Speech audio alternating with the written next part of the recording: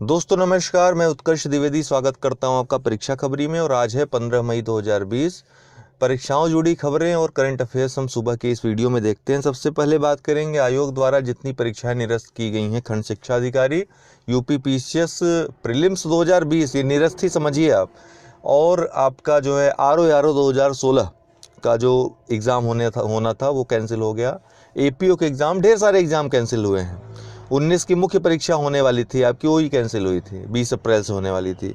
तो इन परीक्षाओं संबंधित बहुत सारे प्रश्न आ रहे थे। मैं आपको बताना चाहता हूं कि अभी तक कोई भी निर्णय किसी परीक्षा के संदर्भ में नहीं लिया जा सका है और वो सब कुछ लॉकडाउन पे ही निर्भर है, जैसा कि अध्यक्ष महोदय ने कहा था पहले से ही।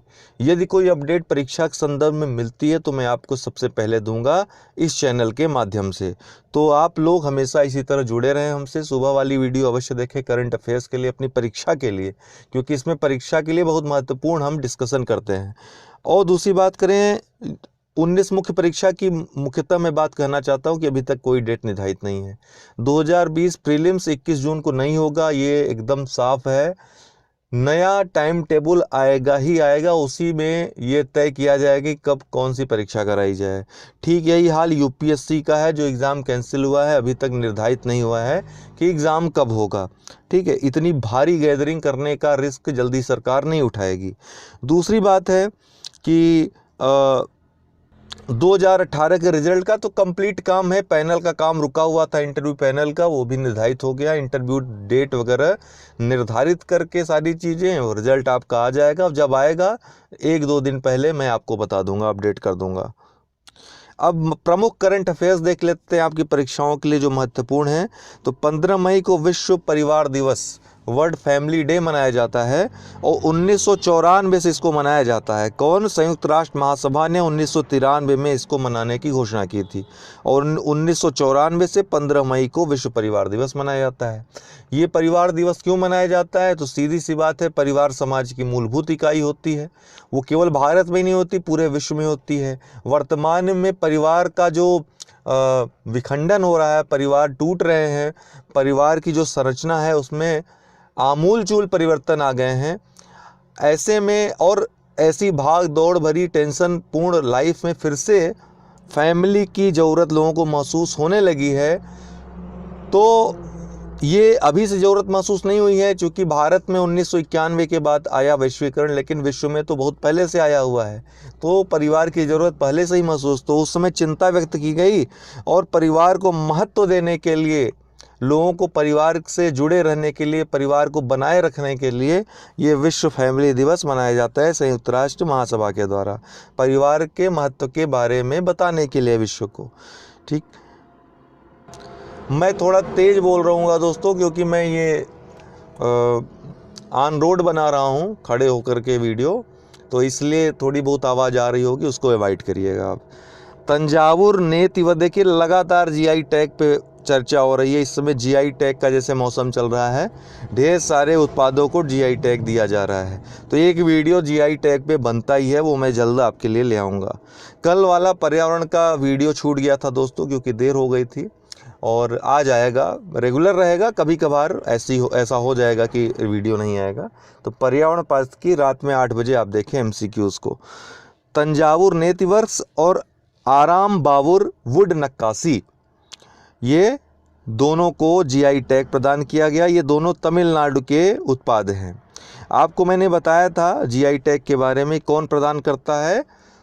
जो भारतीय पेटेंट कार्यालय है, जिसको क्या कहते हैं, CGPDTM,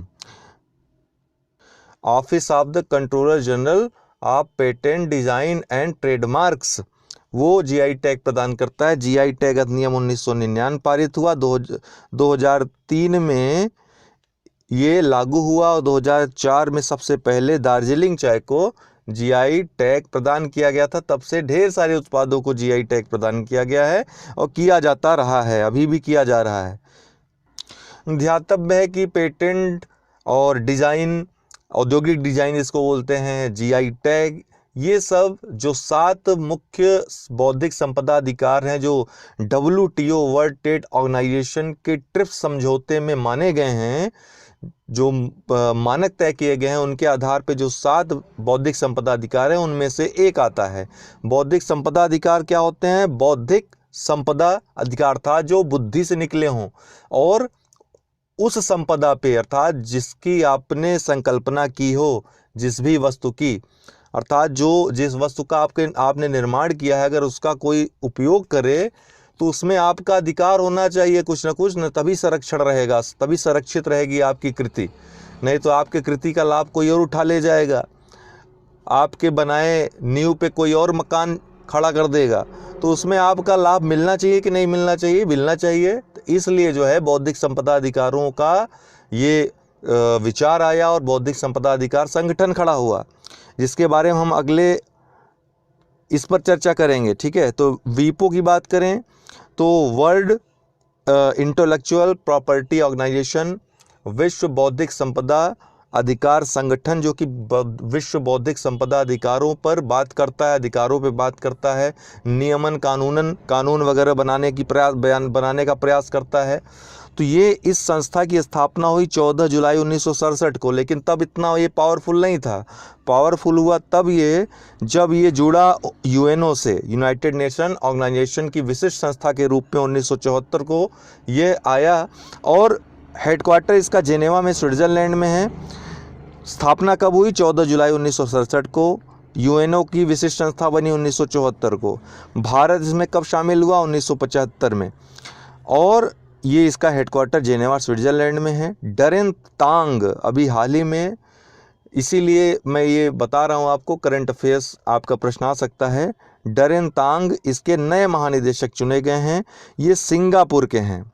डरेन तांग सिंगापुर के हैं, सिंगापुर से पहले महानिदेशक हैं वीपो के। ये किसका स्थान लेंगे? तो फ्रांसिस गैरी की जगह ये लेंगे, फ्रांसिस गैरी की जगह लेंगे।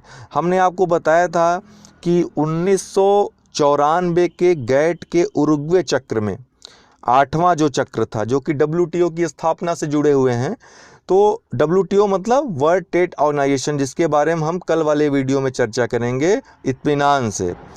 तो उसके द्वारा जो संचालित जो संधि है उसका नाम है ट्रिप्स समझौता।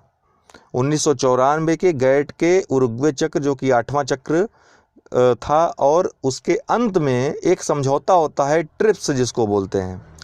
ये बौद्धिक संपदा के अधिकारों के न्यूनतम मानकों को तय किया जाने वाला एक समझौता था।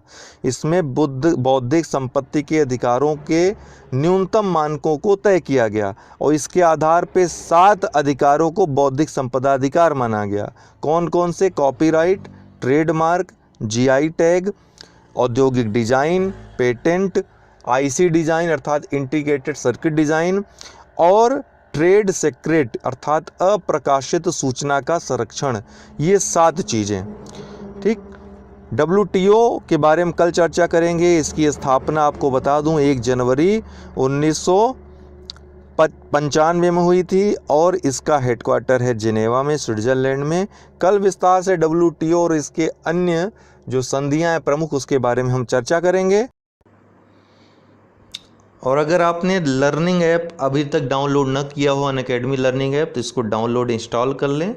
यहाँ पर कोई भी विषय, किसी भी एजुकेटर को आप सर्च करेंगे, कोई टॉपिक सर्च करेंगे, आपको मिल जाएगा। आप आराम से पढ़ाई कर सकते हैं, या फिर चाहें तो सब्सक्रिप्शन लेकर के पढ़ाई कर सकते हैं। सब्सक्रिप्शन आपको 1 मंथ से लेकर के 2 साल तक के उपलब्ध हैं, अर्थात 1 महीने से लेकर आप 2 साल तक का एडमिशन ले सकते हैं। प्रशुल्क कुछ उसमें लगेगा, जो भी सब्सक्रिप्शन चार्जेस हैं देकर पढ़ सकते हैं। हमारा रेफरल कोड अगर आप यूज़ करते हैं, रेफरल कोड है UD10 मेरा, ये यूज़ करते हैं तो किसी भी कोर्स में आपको छूट मिल जाएगी।